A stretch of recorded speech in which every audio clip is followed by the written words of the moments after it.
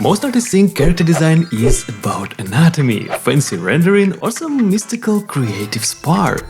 It's not. Great characters are built through a repeatable system, and once you understand it, designing pro-level characters becomes almost unfairly easy. Today, I'll show you the exact framework behind AAA tier designs and how to use it to create your own characters that feel alive, intentional, and impossible to forget. You will learn the 5-level hierarchy every great character relies on, how to break down designs you admire and extract what actually makes them so good. And as a bonus, how to build a character design world that trains your eye automatically, so every character you create looks much more memorable. Let's dive into gacha games. This is Zenless Zone Zero, the real treasury of great character designs. Just look at it. Each of them feels like it has its own life and personality, and most important, they feel alive. So what's the secret, and how can you create characters like that? That's where a character design system comes into play. And don't worry, no guesswork or heavy theory here. It's a practical process that clicks fast. And I'll be showing it with help of today's sponsor, Milanote. It's my favorite tool for turning creative chaos into clear, focused progress. It helps me organize my studies and improve much faster. First, let's create our main board called Character Design World. But why is it called like that? Because by the end, you will have your own world filled with your favorite character designs and, most importantly, actual practical tips that will boost your own characters.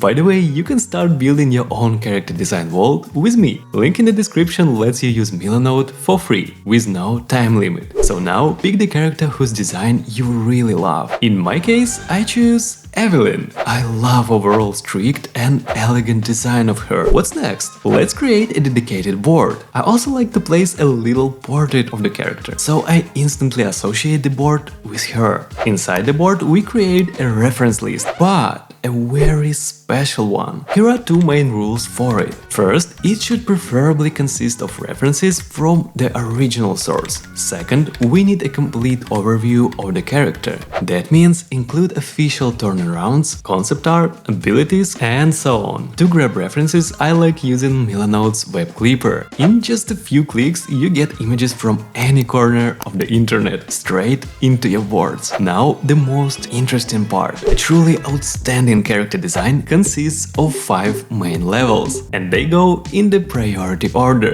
That means the first level will be the first scene viewer notices, then their attention switches to the second level, and so on. Let's dive into level 1. In the past, our ancestors needed to instantly recognize whether a shape in the distance was a predator, prey, or another human. This happens in the low-level areas of the brain. Watch how fast your brain reads this. Can you guess which one of these characters is strong and uses brute force, and which is agile and elegant? Or maybe you can even tell who is a teenager. Yes, you're right. Put simply, we can't help but pay attention first to the silhouette. And here's where beginners mess this up. They just use big or small silhouettes, and that's not enough. We need to use the exact tools to make it work. And the first tool is shape design. At first glance, the overall silhouette forms a wide diamond shape. But if we get rid of details, the main one is actually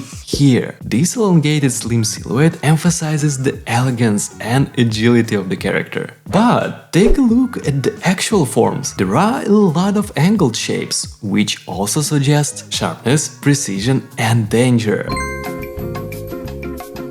Which leads us to the second silhouette tool. Most artists skip it without realizing: dynamics. Did you notice these flowing elements? They have two purposes here. First, they add dynamism to the character. Second, and the most interesting, they also create a visual lines leading to the focal point of the character. Also, there is a hidden trick that boosts dynamics even more. And exactly here, all of these irregular features of the shape become handy. They massively boost the appeal of the silhouette.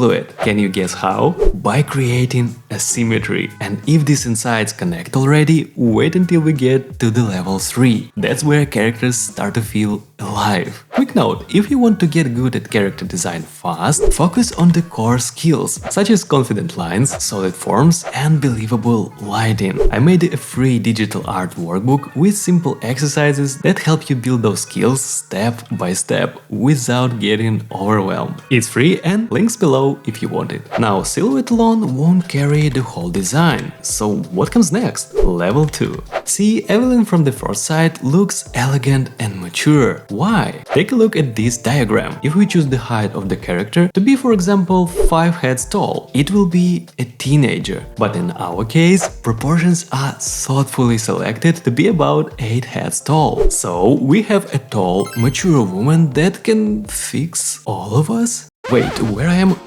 Level 3. This is the level that separates good design from characters you can't forget. Tell me, what are you noticing first on this character? In most character designs, it will be portrait area. You can also call it focal point. But it's impossible to make your focal point stand out without a few special tricks. So what are these? First, let's take this picture and turn it to the grayscale. Noticed it? The portrait area is very bright and all the rest is much darker. Our eyes are instantly drawn to the brightest thing. It is called value contrast. If you are learning something new, hit subscribe and you won't miss new deep dive tutorials like this. Now let's look closer. Outside of the focal point, we have so-called rest area. Simply put, it's not overloaded with details, but there are a lot of them in the portrait area, so naturally we force viewers' eyes to look at the face of the character. But where do they go next? Here's where we use iconography. This one concept can level you up instantly. See, the best character designs heavily rely on what people already knew and saw. That means we stick to the rule. About 80% of the design must be widely recognizable. Like here, we instantly see white shirt, holsters, straps and tight leather clothes. So we assume it's some kind of special agent or security force. And 20% is something completely new and unusual, like her little weapon, fire strings she pulls from her arm. Now let's get to the part that can make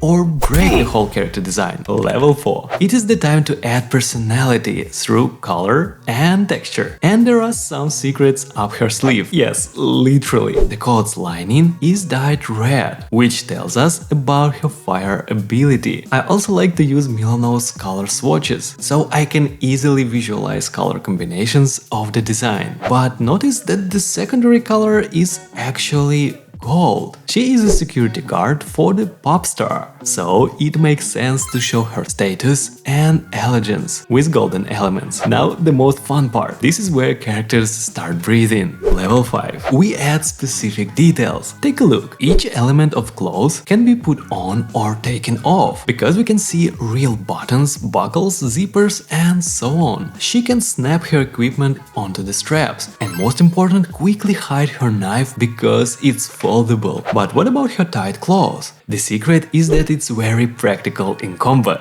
That means she won't get caught on anything. Okay, but what's next? How do you actually use this knowledge to design your own characters? This is so far my favorite approach to analyzing great designs. And you can easily build your own character design vault with Milanode, which is available for free and with no time limit. Link in the description. Now that you've learned how to analyze great designs, I'll show you how to actually create one yourself, step by step. Click this video and let's build your first character together. See you there.